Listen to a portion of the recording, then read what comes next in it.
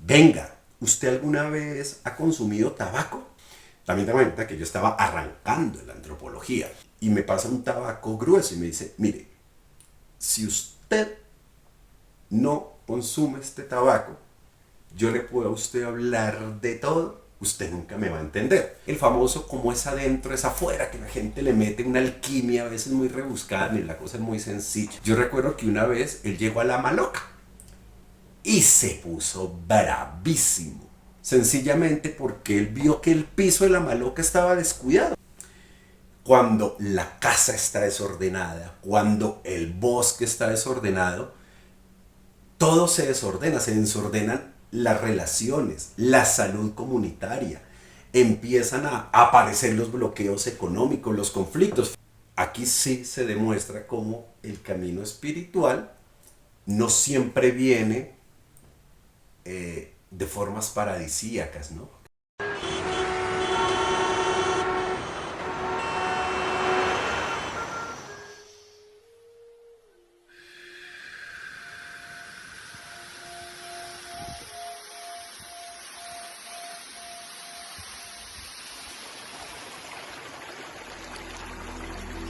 Bienvenidos a Viles Mortales, un espacio donde lo cotidiano y lo espiritual convergen sin filtros, sin discursos idealizados.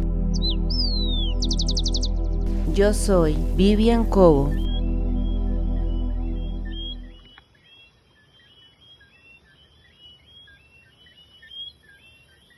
Hola, bienvenidos a Viles Mortales. Mi nombre es Vivian Cobo, soy terapeuta holística y poco a poco les iré contando un poco más sobre mí.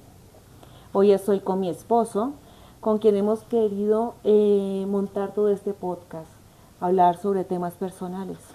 Bueno, yo soy conocido en las redes como Rolo Galderman. En este caso es como esposo de Vivian y como alguien que además de, bueno, de ser padre, esposo, músico, tallador de madera, pues bueno, tengo un camino espiritual también desde hace 18 años y creo que eso fue lo que nos motivó a hacer este podcast llamado Viles Mortales. ¿Por qué se te ocurrió esto de Viles Mortales, Vivi? ¿Por qué? ¿Por qué hablar de la espiritualidad desde este nombre? Porque tenemos que desromantizar todo lo del paganismo, todo lo que nos han mostrado o lo que nos quieren hacer ver a nosotros, porque al fin y al cabo somos eso, somos viles mortales. Viles mortales es porque hemos visto que en muchos de los contenidos de redes sociales las personas no, pues cuentan unas historias de iluminación, como si fueran los elegidos de los dioses o de las diosas, que tienen los mayores poderes. No queremos poner eso propiamente en duda, pero lo que siempre nos ha preocupado es que la espiritualidad la veamos simplemente como algo etéreo, como algo metafísico, cuando por lo menos como pareja y persona sabemos lo bonito y lo importante es cuando lo podemos aplicar en el aquí y en el ahora.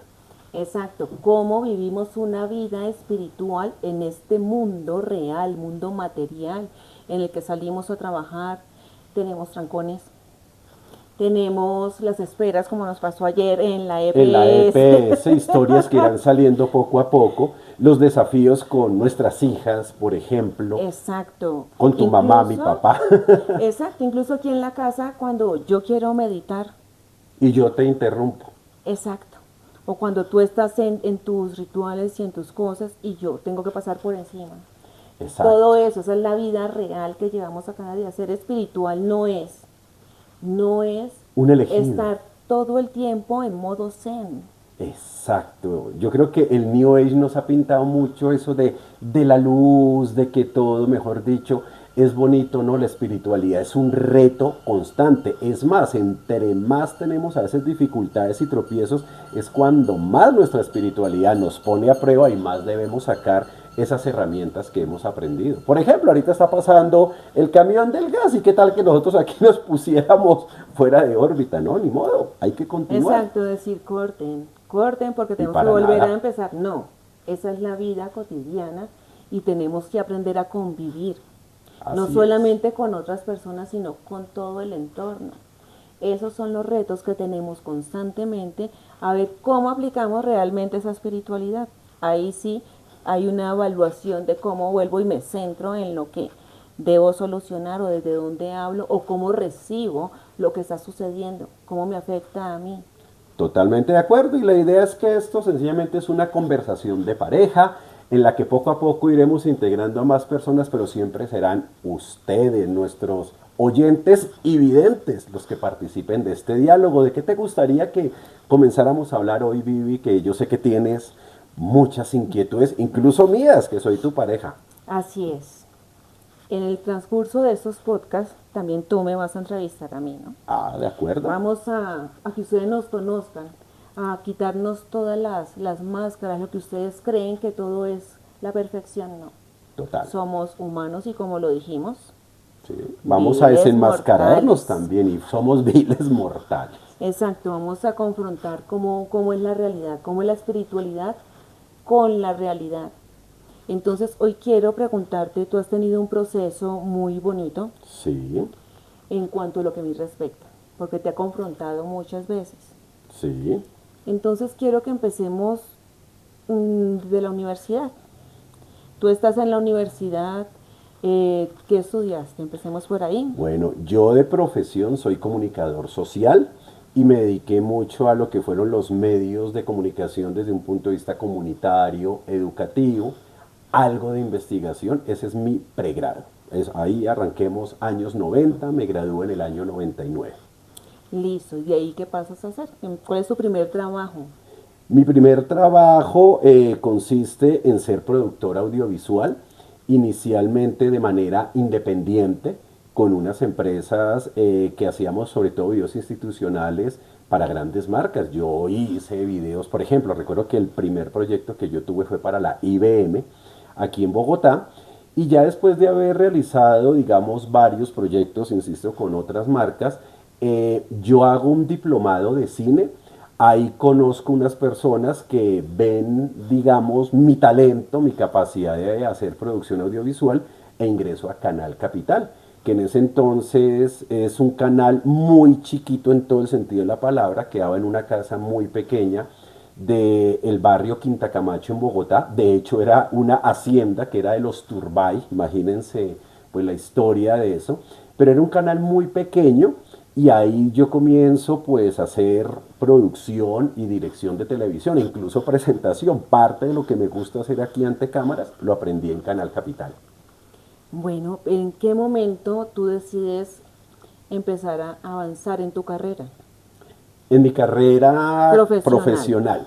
Bueno, resulta que yo venía produciendo televisión particularmente, en eso siempre me desenvolví muy bien. Como les digo, fue mi primer trabajo, fue con lo que yo me empecé a afianzar a partir de lo que había estudiado en la universidad. Llega ya después un momento en que nace mi hija. Yo tengo una primera crisis porque sentía que muy bonita la televisión, muy bonito ese trabajo, pero si yo quería como avanzar profesionalmente, ganar incluso más dinero, sentía que ese no era el lugar. Opté por volver a ser independiente. Tuve una ayuda muy grande de mis papás, lo acepto, fui un niño consentido y privilegiado.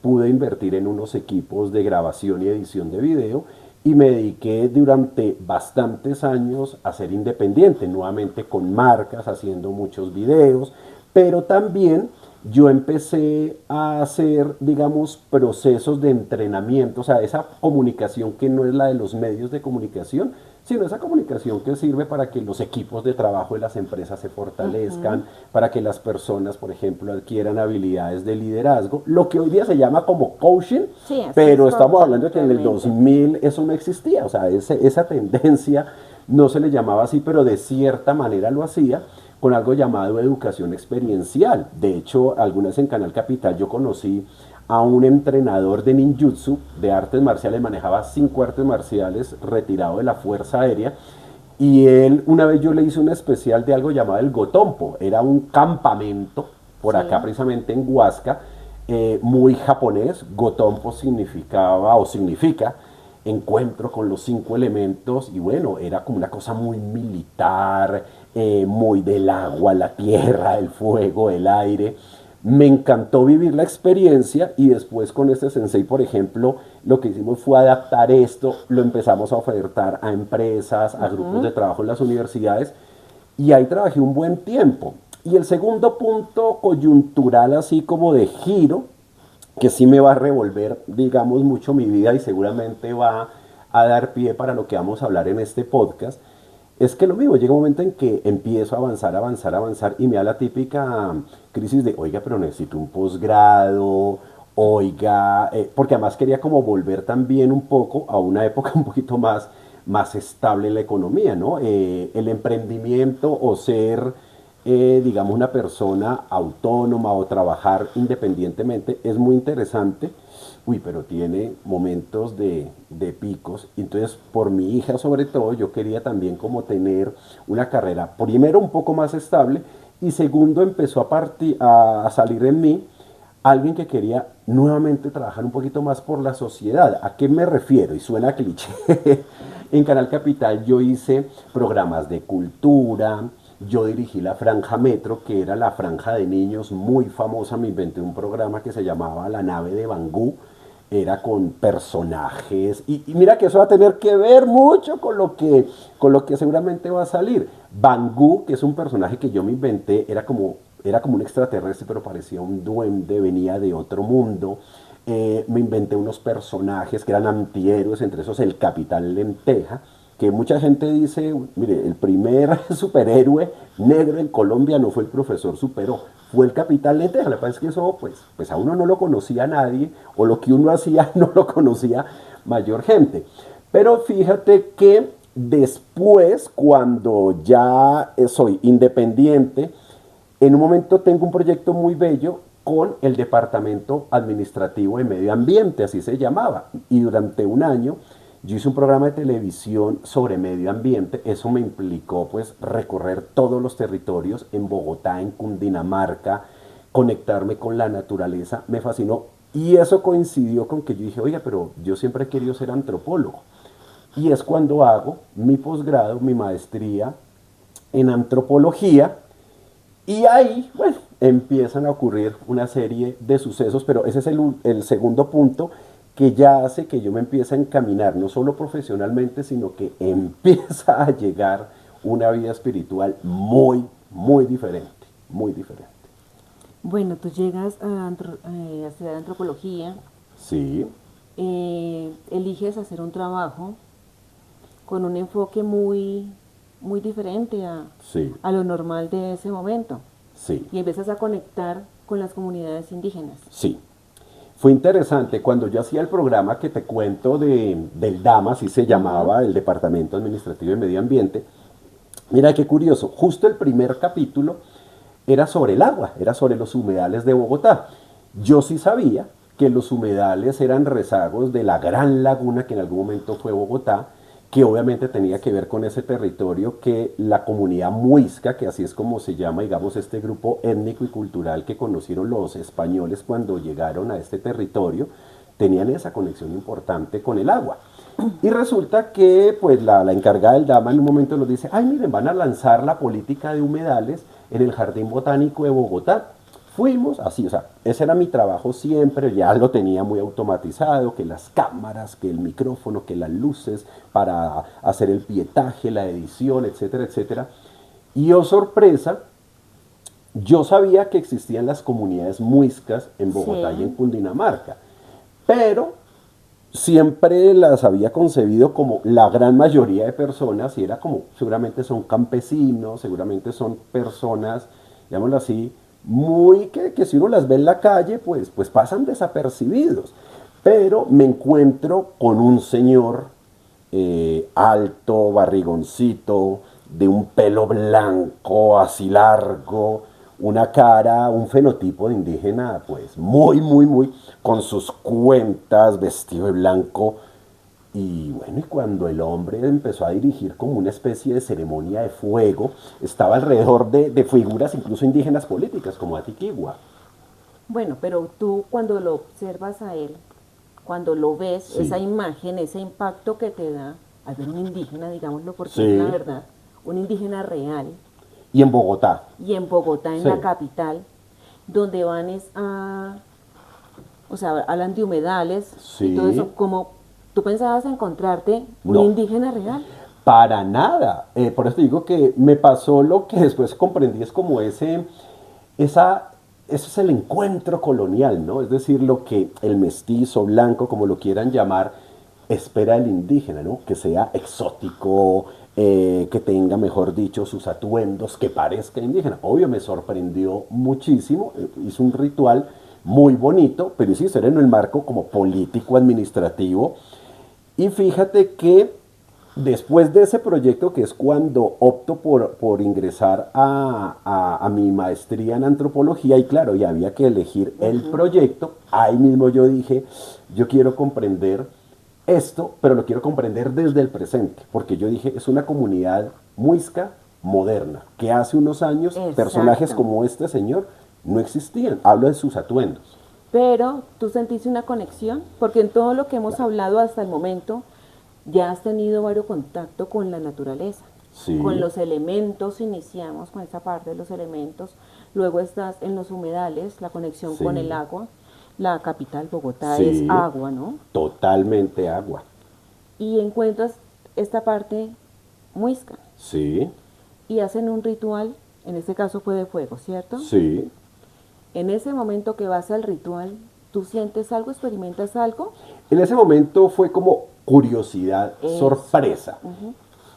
Más adelante entendí que hacía parte de los tejidos de la madre que te van mostrando señales. Pero en ese momento era un muchacho trabajando, ingenuo, que se dejó sorprender. Pero se sorprendió tanto que, como te digo, más o menos un año después, cuando opto por hacer mi maestría, decir, venga, yo quiero estudiar esto, me parece interesantísimo. Incluso contacto a Adriana, que fue mi amiga, la productora del programa, o sea, que era la que tenía los contactos de a todas las personas que habíamos entrevistado. Digo, ven, ¿tú te acuerdas de este líder indígena, Canocito tal? Y sí, me mandó el teléfono de él, lo contacto y a partir de ahí arranca una negociación muy bella que me permite hacer una investigación que termina, bueno, empieza siendo muy académica, pero para mí fue el gran punto de giro en mi espiritualidad. Exacto. Siempre digo yo y pienso que para uno llegar a la espiritualidad real, empezar como esa búsqueda espiritual, porque no es que, oh, me la encontré, ya soy espiritual, sino que es un proceso de vida realmente y que nunca va a terminar porque siempre va a haber un aprendizaje constante. Hay que haber un punto, algo que te marque. Sí, Para algunos es, no, toqué fondo y entonces X sistema sí. me sacó, me ayudó, me salvó. En este caso, tú crees o tú sientes que lo que te marcó la diferencia, donde empiezas un camino espiritual, fue ahí, en esa ceremonia de fuego, mejor dicho. Con el tiempo me di cuenta, como te digo, que fue más bien como una primera señal. Pero en ese momento no fue Todavía el punto no. de giro. Lo hacías como Fue más investigador. claro, es que eso mira que Ajá. lo he dicho y lo comparto muchas veces con mis estudiantes o cuando tengo oportunidad de hablarle, bueno, a discípulos, gente que esté ya tomando cursos de lo que hablaremos más tarde o en otros podcasts. Y es, yo pensé que yo estaba estudiando a los muiscas y los muiscas terminaron estudiándome a mí. Ese fue el punto de giro. Exacto. Y tú dices algo muy importante. Tú eras un joven universitario, Sí, digámoslo, estabas empoderado porque eras independiente, tenías que empezar a ver cómo te movías y querías Sí. ir ascendiendo y para ascender, estabas, digamos, la parte económica te llevaba era a seguir un camino, el posgrado, sí, ¿cierto? sí. En todo ese camino estás pensando en el mundo material, pero nunca pensaste encontrarte en el mundo espiritual. ¿Lo hacías más desde ese punto de vista o ya sentías algo llamativo por querer saber algo de la espiritualidad? Mira, fue paulatino, como te digo, no. En un inicio fueron intereses académicos. Exacto. Eso yo pienso, y eso pasa con la espiritualidad. En ese momento yo no tenía, digamos, una espiritualidad muy definida. Yo venía, bueno, lo hablaremos, una familia común y corriente católica. Ya para ese entonces yo ya no era practicante y no me interesaba para nada. Tuve una madre, que seguramente en algún momento hablaremos de ella, muy New Age, muy pionera en Colombia de la astrología, de las esencias florales, pero digamos, nada, o sea, más allá de ciertas curiosidades, yo nunca me había realmente involucrado con algo fuerte. Empezó a ser muy paulatino. Al principio era un interés supremamente académico, pero ¿qué tiene de bonito algo llamado la etnografía, que es lo que algunos antropólogos hacemos? Y es investigar haciendo eso, trabajo de campo, observación participando. O sea, que yo no te veo acá, sino que si está en la cocina, pues uno trata de meterse en la cocina, trata de ayudar. Cuando hay rituales uno va, los observa, pero pues terminas cantando, terminas bailando, terminas escuchando, observando el fuego. Paulatinamente, en la medida en que yo empecé, digamos, a asistir a espacios que me empezaron a autorizar, pues digo, ahí empiezan ahí sí a manifestarse y a suceder una serie de acontecimientos que poco a poco me empiezan a darme cuenta que con eso era con lo que yo me identificaba. Y ahí sí, cosas que antes yo no había tenido en cuenta, empiezan a tener sentido, de mi niñez, de mi forma de ser, e incluso ahí sí, de la ceremonia de fuego, en la que por primera vez había visto a esta persona, porque ya después lo entendí, dije, uy, esto fue un llamado, esto fue una señal que en ese momento no la comprendí, pero después sí lo vi como un punto muy fuerte. Tú empiezas a trabajar bueno, en lo que estás haciendo y contactas con el abuelo. Sí. Y empiezas a asistir a las ceremonias y empiezas a ser parte ya de las ceremonias. Sí. Tu investigación es totalmente también íntegra contigo. Sí. Se combina todo en uno solo para sacar ese trabajo que luego lo mostraremos. Sí. Es que mira, de hecho, o sea, ahora sí te puedo decir un punto de giro que fue muy fuerte. Yo con él me había puesto unas citas, un par de citas. Recuerdo que en ese entonces yo trabajaba en una universidad que quedaba por Teusaquillo, por la 39. La primera vez que nos vimos fue por ahí cerquita. Creo que hasta yo le invité como a comer pasta en un restaurante muy famoso. Ahí tuvimos como el primer acercamiento. El segundo fue por allá en un centro comercial de Suba. De hecho, por ahí también después me crucé con un personaje del que después podemos hablar mucho más adelante. Pero el tercer momento es cuando ya este abuelo me dice, vaya a mi casa, o sea, a su casa, me abrió las puertas de su casa. Y esto también me encanta decirlo y contarlo. Yo llegué con, entre comillas, el arsenal académico. Es decir, yo llegué, digo, como el que va a, soy antropólogo, soy etnógrafo, comiéndome el cuento de la National Geographic. Estaba en una casa de Bogotá, no estaba en la selva, pero me parecía genial. Llegué, en ese entonces, pues no existían pues este tipo de celulares, no fue con mi grabadora, sí tenía una cámara mini DV, mi libreta de apunte, o sea, fui como con toda. Y recuerdo que sí, pues yo empiezo a hacerle como la entrevista. Y este abuelo, yo no le sacaba nada, o sea, monosilábico, además que él, cuando uno recién lo conoce, su cara es excesivamente seria, más bien como muy seco, muy de una forma cultural del altiplano cundiboyacense, hasta que en un momento él llega y me dice, venga, ¿usted alguna vez ha consumido tabaco? Me desarma y yo, ¿y cómo así, abuelo? Y como, pero si yo le estoy haciendo una entrevista etnográfica, ¿por qué me sale con esto? También te das cuenta que yo estaba arrancando en la antropología. Me dice, mire, y me pasa un tabaco grueso y me dice, mire, si usted no consume este tabaco, yo le puedo a usted hablar de todo, usted nunca me va a entender. Me desarmó. Primero porque, pues, obvio, yo dije, ¿a qué horas? ¿Qué pensabas? ¿Qué pensabas en ese momento? Pues varias cosas. Lo primero es, yo nunca había fumado. Había intentado fumar como cualquier jovencito y nunca pude porque el cigarrillo era horrible para mí. Veías, en ese instante, ¿veías el tabaco como una medicina o como un tabaco de, vamos a fumar No, sabía que el tabaco podía estar relacionado como con ciertas ritualidades, pero no tenía ni idea de absoluta nada, ni como medicina, o sea, sencillamente lo primero que se me viene a la cabeza es, oiga, pero si yo nunca he podido fumar, yo no me sé pasar el humo a los pulmones, o sea, yo nunca supe hacer eso, y este señor me sacaba, pues un tabaco grueso, rústico, me lo entrega, pues me explica. y yo tengo mi primera experiencia con el tabaco. Curiosamente esa no fue reveladora, fue bonita porque seguí tan al pie de la letra las indicaciones que dije, ve, o sea, no me mareó, no me hizo toser, no me revolcó nada. Y ya a partir de ahí, claro, cuando yo consumo ese tabaco, el abuelo cambia completamente conmigo. Me habla, tenemos una conversación excelente, llega la abuela, su esposa, que después va a ser obviamente también una persona muy importante en todo este tejido. O sea, se empiezan a abrir caminos. Ya me dice, bueno, venga la maloca de Jardín Botánico, que en ese entonces era un escenario muy fuerte donde se congregaba esta comunidad. Ahí, mira lo curioso, ahí es cuando yo ya por primera vez digo, pues qué abuelo, tabaco, y él se pone feliz y me dice, claro, saca y me entrega otro tabaco. Y yo, ahí sí, en el jardín botánico, yo me fumo el tabaco antes de que arranque como en pleno la ceremonia y llegue la gente. O sea, quiero hacerlo ahí sí como un ejercicio privado. Y ahí sí me pego lo que los abuelos llaman una chumada. Es decir, yo me fumé el tabaco. Creo que ya como con otro entusiasmo, no sé si porque pues como el jardín botánico está uno rodeado de naturaleza, uno estaba en una casa sagrada, amazónica, que había sido construida por el abuelo Víctor Martínez Taicoma de la Chorrera Amazonas, no sé.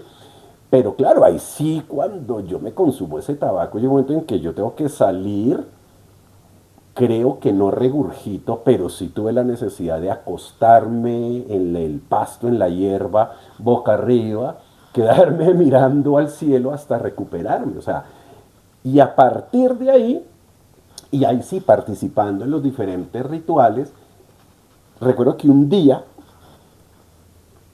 yo estaba en el apartamento que viene gente, estaba solo, estaba en plena luz de día, pues. Yo estaba solo. Mis papás habían viajado a Canadá y me habían traído, es que a mí siempre me había gustado la cuestión como indígena, entonces yo les había recomendado que si me traían algo similar como un tomahawk, es decir, a estas hachas indígenas del norte de América, y me trajeron pues una réplica de madera y me trajeron un tambor made in China, pero que era una réplica de unos instrumentos, lo mismo, nativo, canadienses, y yo lo tenía en la mesa de la sala y yo no sé, me puse creo que a escuchar como una de las entrevistas o una de las grabaciones del trabajo de campo en La Maloca, donde creo que seguramente cantaron. Entonces había tambores, maracas, y no me preguntes qué fue lo que ocurrió, pero yo agarro ese instrumento, ese tamborcito que era como una especie de maraca tambor, y empiezo a danzar en la casa, alrededor de la mesa de centro de la sala. Yo estaba solo, o sea,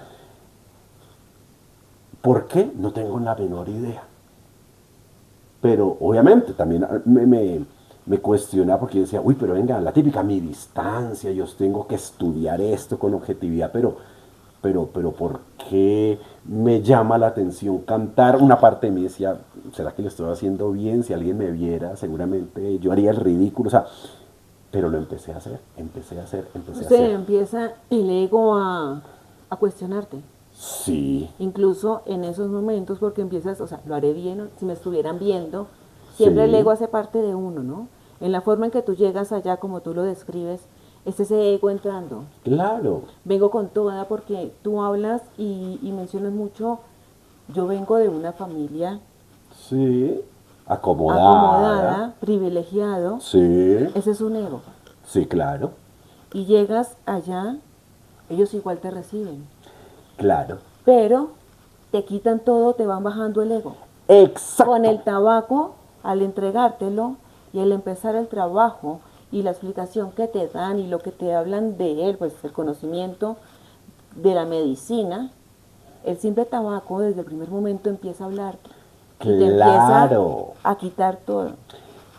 Tienes toda la razón. Y lo digo de esta manera, claro, cuando yo llego y él me empieza a presentar cada vez más como el círculo de personas que lo rodeaban a él, claro, de todos modos, este helado viene de tal universidad, una universidad privada muy prestigiosa, claro, uno llega con eso que uno llama un capital simbólico, ay, qué bueno que usted venga, escriba sobre, claro, uno llega con poder, con ego. Pero cuando yo empiezo a danzar y a cantar y a darme cuenta de ciertas cosas, digo, pero en ese campo soy un completo advenedizo, un neófito.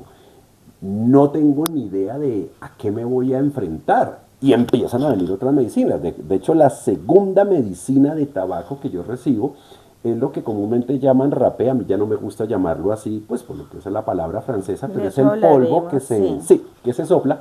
Pero la primera vez que a mí me sopla el abuelo, eso que también fue en una montaña, en el Parque Mirador de los Nevados de Suba, lo mismo, o sea, ese sí fue como, uy, porque generalmente esa es una medicina, yo siempre he dicho que cuando te agarra mal parado, es como si te pegara un patadón en el occipital. Y claro, te da un desespero esos primeros minutos mientras la medicina entra y ordena. Uy, claro, eso le cogen a uno el ego porque uno puede llegar como, sí, soy muy privilegiado, tengo mi academia, tengo mis conocimientos, pero te das cuenta que ante una planta, una medicina de estas, uno no es absolutamente nadie. Te pregunto, en los momentos de ceremonia, no ha sido la única que ha sido, o sea, esa fue la iniciación, Pues, digamos. estamos hablando, en eso. sí, de los comienzos. Sí, de los comienzos hasta hoy en día, el concepto de fui un joven privilegiado de buena familia. Sí. Cuando estás en un círculo de palabra, ¿te sirve de algo? El privilegio, No, no, precisamente es de esos momentos en que uno se da cuenta que al final todos somos tierra, agua, aire, fuego. Independientemente de la parte social y económica, todos somos iguales y ante los abuelos y ante la medicina, todos somos viles mortales, todos. exacto. Y tú te la vas a poner así. A ver, Todos esos egos, toda esa sociedad, todo ese ego elevado, tienes varios libros, no uno nomás. sí, muchos. Uno del que estamos hablando en este momento, que es el resultado De la maestría. de esa maestría. Y cada vez sigue fluyendo. Y casualmente, tú lo dirás si es casualidad o es tu camino. Todos tienen conexión con la parte de la tierra de los ancestros, los ancestros somos de raíces indígenas. Sí, en Latinoamérica. Así les sí. guste o no les no lo guste, quieran aceptar. las primeras raíces de aquí eran indígenas. Entonces, Claro. todos llevamos eso en la sangre, más las demás combinaciones, las mezclas. Total. Tú sigues este camino y en todos casualmente está la parte indígena o de nuestros ancestros. ¿Tú crees que ese ego sigue intocable? Uy, muy buena pregunta. Cuando tú das un taller, Sí. te la va a complicar más. Damos un taller, hacemos un círculo de palabra, vamos al bosque, conectamos. Ese ego te hace llevar a que tú eres un maestro, eres un sensei en las prácticas que hacemos aquí. Te sientes superior, ese ego te hace sentir superior. No sé si la palabra sea superior, pero que uno es consciente de que ha crecido en un conocimiento que Sí. antes no se tenía y que uno pues tiene una experiencia que otros no tienen, indudablemente a uno eso le pasa por la cabeza. ¿Te alimenta el ego? Sí. Sentir anhelos de superioridad, no sé qué tanto, pero que digamos, yo pienso que el ego para mí es una cuestión completamente cíclica, ¿sabes? Es decir, hay momentos donde se te baja o aparentemente te desprendes de él, pero como evolucionas y la vida te va presentando situaciones en las que tú dices, ah, pero venga, yo ya tengo el conocimiento de esto, pues como que vuelves y te integras y eso reconforta tu ego. Yo no entiendo el ego, no sé, como siempre como algo negativo. Es que a veces pensamos que el ego es esa autoimagen que tenemos a veces muy equivocada de creernos mucho más superiores de lo que somos. No, para mí el ego es lo que nosotros construimos de nosotros mismos. Por eso cuando yo escucho, no, es que yo tengo que trabajar en el ego, me debo desprender del ego, yo siempre dudo y digo, pero venga, eso no se puede, o sea, nadie se puede desprender de su ego. Lo que sucede es que hay un ego bueno, un ego, perdón, positivo y un ego negativo. El ego negativo es el que se alimenta de, Sí, de eso que tú quieres ser o quieres aparentar ante los demás, lo que hemos dicho, los falsos profetas, sí, los que se autodenominan maestros, total, los que levitan sí, sin levitar, los que creen que todo lo saben, ese tipo de ego, ¿cierto? Tú sí. creas una necesidad de quererte mostrar como alguien que no eres porque tienes un ego tan bajo que necesitas aparentar. Claro, eso sí ha estado estudiado, exacto. Y está el ego positivo, y es Exacto. sentirme orgulloso de cada cosa Exacto. que he hecho y cada aprendizaje sin restregárselo en la cara a nadie. Exacto. Puedo ayudar, puedo enseñar, compartir Sí, mi conocimiento con otras personas y me hace sentir bien. Ese ego es el que está bien. exacto, sí. Yo pienso que por eso que digo que cuando es cíclico es que uno puede pasar por ambas dimensiones y el que diga que no, para mí es un completo mentiroso. Dígame, yo te digo a ti, siéntete orgulloso de todo lo que has escrito. Saca pecho. Sí, Te ves pinta, vas bien. Ponte el sombrero. Ese ego es bonito, es una autoestima, ¿no? Es también ese sí, amor propio y el amor por el otro. sí, sí, sí, total. Cuando tú vas a las reuniones, lo que yo te pregunto a ti, tienes una conexión con todo lo indígena, ¿cierto? Sí, Con indígenas, con personas del territorio, porque pues también eran indígenas, pero tienen otros sí, nombres. Tú miras que este camino te ha llevado por todo lado y tienes una cosa a favor, sí, siempre te entregan medicina. sí. Eso ha sido maravilloso y es todo un reto, sí, sí. Expliquemos qué significa entregar medicina. Ah, Hoy bueno, día, sí. por el mercado, por la sociedad moderna en la que vivimos, no, mire, usted en Bogotá vaya y conseguir mambe, ambil, tabaco, yaje, mire, eso se consigue, eso se consigue. De hecho, alguna vez, ya no, pero hubo un momento en Bogotá que vendían en las tiendas naturalistas lo que uno llamaba el kit poporero, es decir, vendían el poporo de la Sierra Nevada, la cal, la coca, la chucuna, para que la gente empezara. O sea, bueno, obviamente eso ya era una irresponsabilidad muy fuerte. Uy, miren, qué chistoso se me cayó. Vea, estaba hablando Ah, de eso y se me cayó la pulsera de sí. cobre. Pero, ¿qué es entregar medicina? Efectivamente que en la medida que uno se ha sentado, así se llama, uno se ha sentado con los abuelos, abuelos significa tanto esas personas de También. conocimiento de estas comunidades que te entregan palabra, y también sentarse con los abuelos significa esos abuelos de territorio, esos abuelos de linaje que te acompañan o te dan la bienvenida a esos espacios de medicina. Y en la medida en que, ahora sí, ese par de dimensiones, los abuelos ancestrales y de territorio, y los que te dan palabra en esta vida, eh, ven que lo mereces, que estás preparado, entregar es que te autorizan. Claro, muchas veces está vinculado con que te entregan tu tarrito de rapé o te invitaron ya a tu primera ceremonia de ambil, entonces te dan el ambil.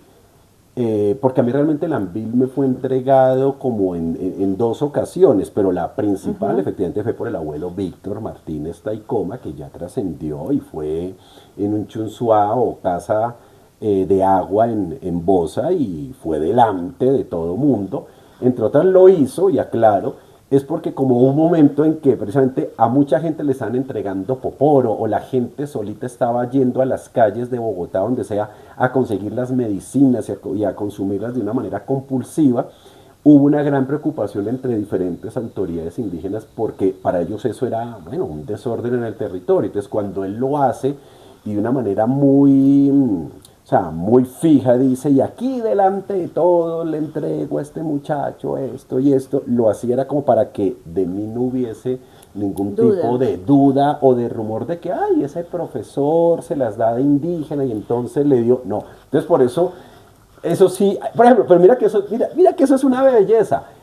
El abuelo Víctor Martínez era un señor pues de campo, de selva. Yo no sé si él sabía leer y escribir, no tengo ni idea. Él siempre tomaba el pelo diciendo que cuando le pedían la cédula, él le respondía al policía, ay, pero es que yo no me traje ninguna hoja de la selva. O sea, era un tipo, pero digamos que socialmente, pues bueno, yo metropolitano, él un sujeto indígena muy conocido, muy importante, pero pues humilde. Pero mira que en el ámbito de la medicina, sí, yo sí saco pecho. A mí me entregó esta medicina el abuelo Víctor Martínez Taicoma. No fui un paisano cualquiera que un día pasó por una tienda y la compró y ya. No. Y eso es lo que estamos hablando del ego y de estos procesos. Sí, tú asistes a las reuniones, haces todo un proceso, compartes bastante con la comunidad muisca, haces una investigación y el resultado de esa investigación, ¿cuál es? ¿Hablas a nivel académico o a Sí, nivel personal? vamos a los dos temas. Primero a nivel académico, tu resultado es... Bueno, me publican el libro, la tesis es publicada, y es un libro que relaciona eso, la ritualidad y la memoria muisca, en pocas palabras, es comprender cómo estos muiscas del siglo XXI, de una comunidad específica, porque no fue en ese momento con todas, sino una comunidad específica, eso, estaban renovando una serie de rituales, también con mucha creatividad, con mucha inventiva, pero ya era una señal de que desde la década del 2000 sobre todo, estaba empezando un renacer étnico, que después me di cuenta que no solo era en este territorio, sino prácticamente en el mundo entero. O sea que esto de querer volver a las raíces es un tema muy universal que está aconteciendo hace muchísimos años. Y de eso no lo quiero tocar en este podcast, Total, porque quiero una misión especial. total. En esa quiero invitar al abuelo, quiero visitar, que vamos donde el abuelo que nos entregó la medicina, porque vamos a hacer como eso que tú acabas de decir, cómo empieza toda esa reestructuración y renovación de la medicina y cómo se entrega, cómo son los rituales y todo esto que se vive, ese tipo de energía. Ahora quiero saber es, bueno, tu ego sigue ahí, pero te vuelve más humano, la conexión con estos rituales y el resultado de este libro, te vuelven, ¿sientes que te volvieron más humano? Claro, a ver, y la respuesta te voy a decir es sí, porque precisamente ser humano es ser excesivamente complejo y con todas sus dimensiones. Hay que desromantizar lo humano. Claro, yo entiendo que a veces cuando de pronto uno le preguntan, ¿te volviste más humano? Y si te volviste mejor persona, No, más ahí te voy a sensible. decir, Exacto. más humano, o sea, más humano yo me refiero es a la humanidad, al sentir, al conectar con otras personas. Sí. Estoy partiendo todo esto de que vienes de una clase social privilegiada, donde el ego de ese momento es, no, es que yo estudio, se llama, en X universidad, ¿cierto? Sí. Y mis papás me ayudaron y entonces esto, y entonces no sé qué más, y vivo en tal zona de la ciudad, bla, bla, bla. No significa que dejes todo, pues, para Sí. vivir en la peor parte. Pero ves a la humanidad, tú ves también a los demás como humanos. No como desde el punto de vista, Sí. no, es que yo soy privilegiado y por aquí no paso, aquí no me siento, no voy a tomar la bebida que me da la señora porque vive allá. Bueno, ahí vale la pena aclarar un poco asuntos del pasado. Cuando hablamos de privilegios, en el caso mío, no es de una familia rica, es una familia clase Sí, sí, media sí. con privilegios, interesante, pero precisamente yo siempre mostré un carácter, no sé, no digo de rebeldía, porque yo era muy disciplinado, digamos, una persona muy juicioso, pero al revés, a mí me llamaba más la atención precisamente eso que no implicaba ni protocolos, ni carreras ejecutivas, ni ambientes de alta finura. Al revés, yo siempre me identifiqué, o sea, desde precisamente esa vocación para llegar a esto que hemos hablado hoy, empezó desde, pues, desde muy pequeño, porque siempre me gustó el arte, siempre me gustó compartir con otros, siempre disfrutaba ir a lugares, entre comillas, extraños. Entonces, de todos modos, yo sí tenía la capacidad de conectar con personas que incluso no fueran de mi mundo social. De hecho, algo aparentemente tan banal, yo en la universidad fui recreador de una caja de Hagamos una compensación. pausa. Sí, sí, pero es que mira cómo te expresas. A mí me gusta lo extraño. compartir con lo extraño. Cuando yo llamo algo lo extraño, es porque, oh, yo nunca estaría ahí, pero lo logré, lo hice. O es algo que te puede llamar la atención y dices, qué bonito acercarse. O sea, mira que puede tener ¿Pero por ambas qué va a ser dimensiones. extraño? Porque no era parte del mundo que yo habitaba. ¿Ves? Ahí está la clase social. Te vuelve más humano y o sea, te puedes sentar en cualquier casa en este momento, podemos ir a cualquier territorio y no importa cómo esté. Hoy en día, Sí, o sea, soy muy, muy, muy adaptable a todo eso. el trabajo de campo, Ah, sí, claro. la conexión con Con lo la senci- tierra, y con con lo los sencillo. elementos, exacto. Sí. Te vuelve, esa es la Ah, palabra, bueno, en te eso volvió sí más me lo humano. reforzó. Y yo diría que más vital en eso, porque no es solo la conexión con los seres humanos, sino con los la territorios. vida y con los territorios. Y yo sí me considero una persona supremamente que se adapta muy fácil a todo. Y sí, eso me lo ayudó a reforzar y muchísimo, muchísimo. ¿Crees que la medicina, el tabaco, también te hizo conectar más y ser Total. más sensible Total. con todo? O sea, ya no es el sitio extraño donde yo nunca hubiera ido porque yo vengo de tal parte. Total, porque con el tabaco yo aprendí que cada sitio tiene su ordenanza. Eso. Tiene una historia, digamos, desde el punto de vista espiritual y está ahí por algo y hay una misión que si nosotros aprendemos a descubrirla, pues vamos a ayudar al ordenamiento de ese territorio. Con el tabaco aprendí que hay que saludar a los territorios, que hay que saludar a sus diferentes elementos. Entonces tal vez ciertos elementos que uno alguna vez consumió desde la literatura fantástica o desde las películas, aquí ya empezó a tener un sentido.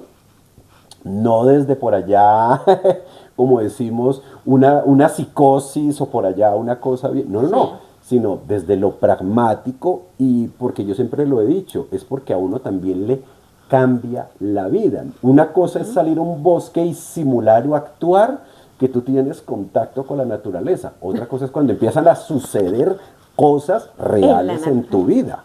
Y en el mismo espacio. Eso, Sí, eso claro. me encanta lo que digas porque vamos a hacer pues estamos charlando. Aparte de investigar, estamos charlando. Vamos al bosque Sí, mucho mucho. Aquí tenemos el bosque. y la gente va al bosque, hacen caminatas, hacen salidas. Y una cosa es conectar con la naturaleza, Sí. otra cosa es creer que conectas con la naturaleza. Y Exacto. hablábamos en estos días sobre un tema de que como es adentro, es Es afuera, afuera. y lo llevamos a la la vida vida, normal total. de un ejemplo que analizamos una situación, la verdad. Sí. Tú vas, después de que van al bosque, todo eso, ¿qué es lo que encontramos siempre de los seres de luz que van al bosque? Porque Bote. conectan con la naturaleza y se sienten que por fin llegaron y conectaron. Nada, mira, eso hemos encontrado de todo, botellas de cerveza, puchos de marihuana, papeles Papel de higiénico. papitas. Algo horrible y es que pues llevan a sus mascotas que son bellísimas, pero siendo una reserva forestal no recogen las heces y pues lo que generan obviamente es un mugre completamente innecesario, árboles modificados o ramas modificadas para crear canchas de fútbol porque también lo hemos encontrado. Y ya no. Desmontamos una, y casi para que no, nada. pero lo logramos. Sí, no, y eso Es eso, pues, si tú hablamos de los cambios que uno tiene, conectar con la tierra, respetar Sí. la tierra. El popó no es abono, hello, menos el humano, menos el del perro, no, la vaca porque pues Sí. está en el monte y O aún para que así, fuese abono tiene que pasar por aún unos así, procesos exacto. diferentes. Además, bueno, sí, es algo. Ese es una de las partes, pero también tiene que ver con lo que estamos hablando porque estamos confrontando la espiritualidad con Sí. la vida real. Mira Entonces, que lo eso que es tú una dices buena es cierto. confrontación. Tú vas a territorio, perdona, ya Sí. te voy a hablar. Tú vas a territorio. Donde vivimos, este es un territorio, Sí, ¿cierto? claro. Y se trata, ¿cuál es la idea cuando llegamos? Queremos ¿qué? Cuidar el Queremos territorio. cuidar el territorio, porque esa es la otra. Hemos encontrado mucha gente que dice, soy guardiana de este territorio, pero es desde el ego, es como para salir en fotos, en grupos de redes sociales. Cuidar el territorio es cuidarlo, o sea, cuidarlo es no solamente fumarse un tabaco y desear con pensamiento de oro que haya lluvia, eso es una parte muy bella, no, es ve y lo recorres, ve y lo entiendes, y cuando ves que hay algo que lo está desarmonizando, lo que esté en tus manos, Protégelo. trata de hacer lo posible, eso, para que todo vuelva a su orden. Mira que eso lo aprendí y eso es muy pragmático. Es que por eso me encantó lo que acabas de decir, el famoso como es adentro, es afuera, que la gente le mete una alquimia a veces muy rebuscada. Mira, la cosa es muy sencilla. Volviendo al abuelo Víctor Martínez Taicoma. Yo recuerdo que una vez él llegó a La Maloca y se puso bravísimo. ¿Y por qué se puso bravo?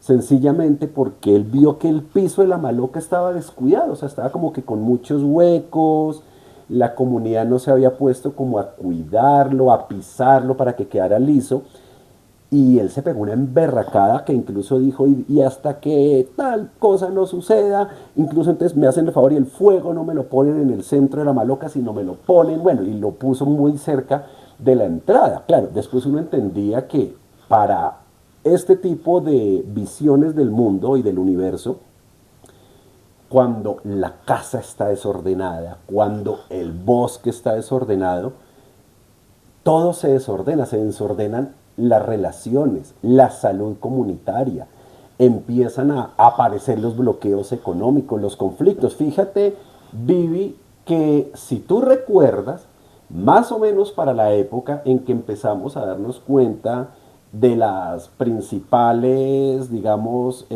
acciones de descuido en el bosque, un momento en que de todos modos, es decir, empezaron a aparecer una serie de ruidos, gente extraña metiéndose al territorio, buscando peleas. Sí. Es decir, este es un territorio muy tranquilo, pero un momento en que se desarmonizó cortamente, pero coincidió con que ese bosque la gente lo empezó a irrespetar. Empezaron a meter caballos para hacer cabalgatas. Los caballos hacen parte de la naturaleza y todo, pero el problema es que no quienes acá. manejan las cabalgatas no comprenden las reservas, no comprenden lo que hay que Me cuidar. importa más el negocio, el Exacto, dinero. exacto. ¿Y qué pasó en el momento en el territorio?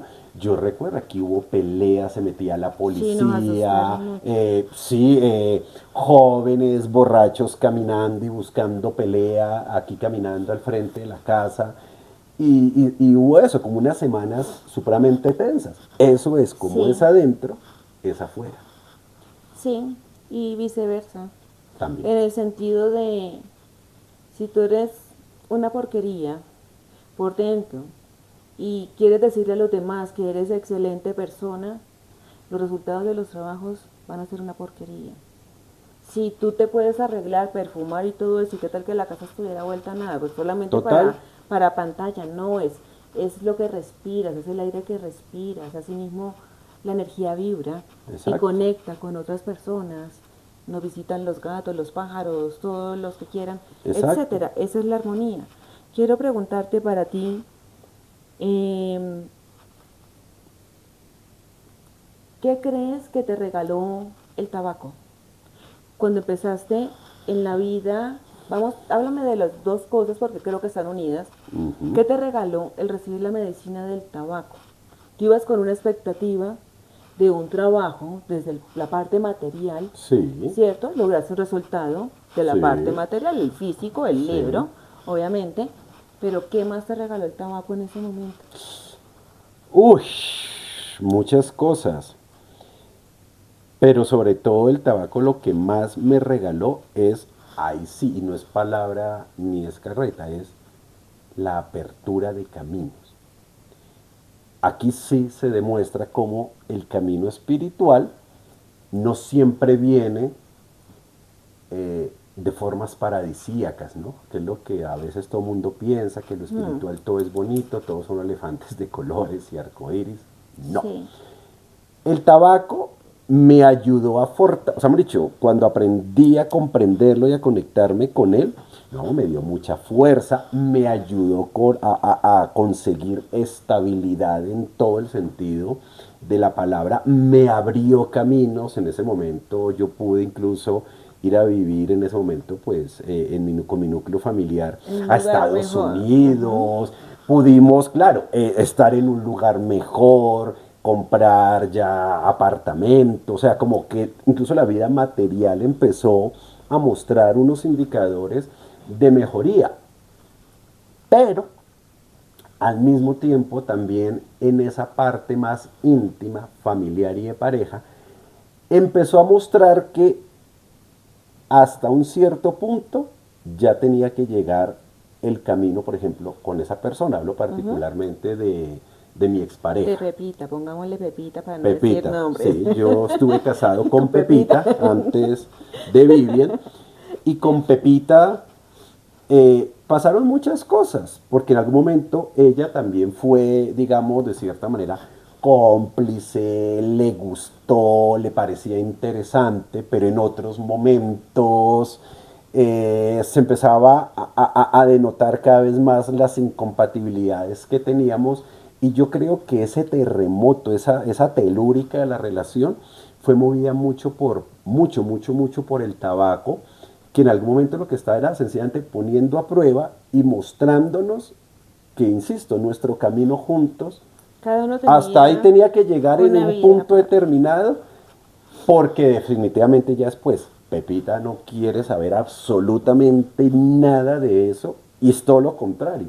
Yo sí sigo mi camino, y mi camino, y mi camino, y mi camino, y mi camino, porque yo sabía que eso era parte de mí y no tenía por qué renunciar a eso que ya hacía parte de mi vida. Hay algo muy interesante. Yo soy reikista. Algo de lo que dijo mi maestro, y lo llamo maestro porque es de linaje, entonces sí son llamados maestros. Cuando tú Sí. llegas al tercer nivel y haces la maestría, como tú la haces en la carrera universitaria total. profesional, son maestros, somos maestros. Exactamente. En ese sentido, ¿no? Él dice algo que es muy, muy común. Lo he visto en la parte de los linajes. Sí. Cuando tú ingresas y te entregan una medicina, en el Reiki te entregan símbolos para ser autorizado tú para usarlos, te entregan los símbolos. Lo primero que te dicen es, en tu vida se van a romper cosas. Sí.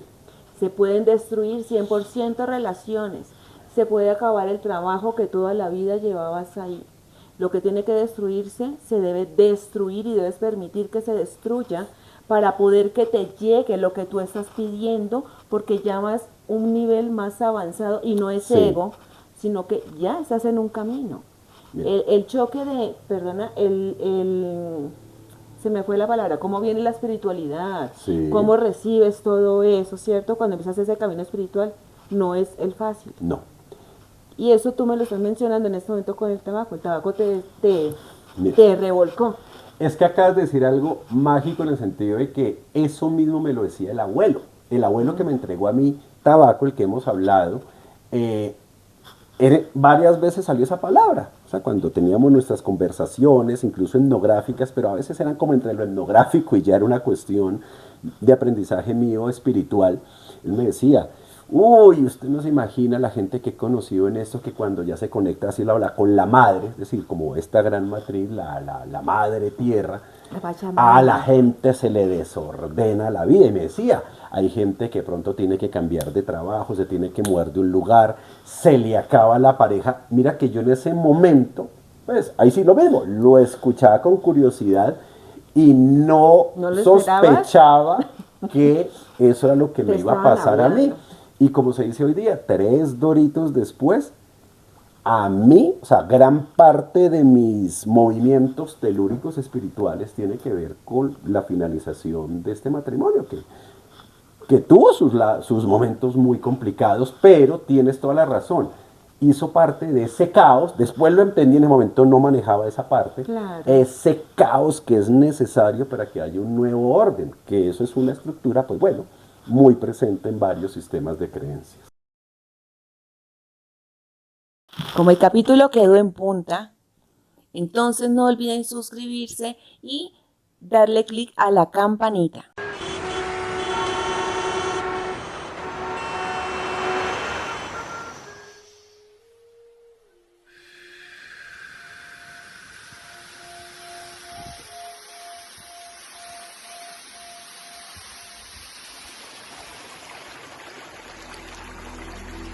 Bienvenidos a Viles Mortales, un espacio donde lo cotidiano y lo espiritual convergen sin filtros, sin discursos idealizados. Yo soy Vivian Cobo.